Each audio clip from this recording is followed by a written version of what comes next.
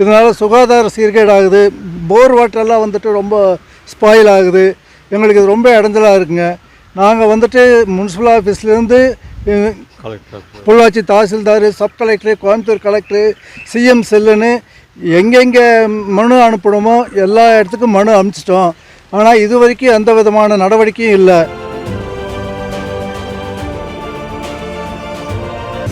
பொள்ளாச்சி நகராட்சிக்குட்பட்ட கோட்டாம்பட்டியில் உள்ள மகாலட்சுமி நகர், கிருஷ்ணசாமி நகர், ராஜராஜேஸ்வரி நகர், பாலாஜி நகர் பகுதிகளில் 500க்கும் மேற்பட்ட குடியிருப்புகள் உள்ளன. பொள்ளாச்சியில் இருந்து கோட்டாம்பட்டி, பனிக்கம்பட்டி வழியாக குளக்காப்பாளையம், குறும்பபாளையம், நெகமம் உள்ளிட்ட பகுதிகளுக்கு தினந்தோறும் பேருந்துகள் இயக்கப்படுகின்றன. இப்பகுதியில் வாகன போக்குவரத்து அதிக அளவில் இருந்து வருகிறது. மேலும் பொதுமக்கள் பயன்படுத்தும் பொது கழிப்பிடமும் இப்பகுதியில் உள்ளது. இந்த நிலையில் தற்போது பொள்ளாச்சி பகுதியில் தொடர்ந்து மழை பெய்து வருவதால் பாதாள சாக்கடையில் இருந்து வெளியேறும் கழிவுநீர் மற்றும் அங்குள்ள குளத்தில் தேங்கி நிற்கும் கழிவு நீரும் சாலையில் தேங்கி வெள்ளக்காடாக காட்சியளிக்கிறது. இதனால் அவ்வழியாக வாகன போக்குவரத்து செல்ல முடியாமல் பொதுமக்கள் பல்வேறு சிரமங்களுக்கு உள்ளாகின்றனர். மேலும் கொசுக்கள் தொல்லை, அதிக அளவில் துர்நாற்றம் வீசி சுகாதார சீர்கேடு ஏற்பட்டுள்ளது. இதனால் அப்பகுதி குடியிருப்பு வாசிகள் வேதனை அடைந்துள்ளனர். இதுகுறித்து பொதுமக்கள் கூறுகையில், கிருஷ்ணசாமி நகர், ராஜராஜேஸ்வரி நகர், பாலாஜி நகர், ராஜீவ் நகர், இப்படி எல்லா வீடும் ஏரியாக்களும் சேர்ந்தால் ஒரு 500-600 வீடுகளுக்கு மேலே இருக்கும்.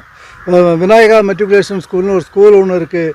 எல்லாத்துக்கும் இந்த ரோடு தான் ஒரு போக்குவரத்துக்கு பஸ் போகிற ரூட்டு இது தான்.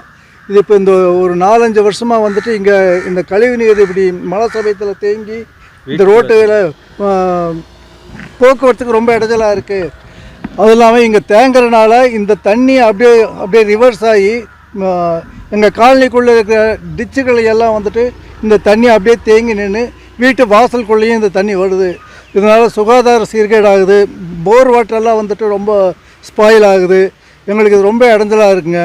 நாங்கள் வந்துட்டு முனிசிபல் ஆஃபீஸ்லேருந்து பொள்ளாச்சி தாசில்தார், sub collector, Coimbatore collector, CM செல்லுன்னு எங்கெங்கே மனு அனுப்பணுமோ எல்லா இடத்துக்கும் மனு அனுப்பிச்சிட்டோம். ஆனால் இது வரைக்கும் எந்த விதமான நடவடிக்கையும் இல்லை. இத்தனை வருஷமாக இந்த தண்ணி வந்துட்டுங்க இந்த ரோட்டை தாண்டி அந்த பக்கம் ஒரு தோப்பு வழியாக தான் போயிட்டு இருந்தது.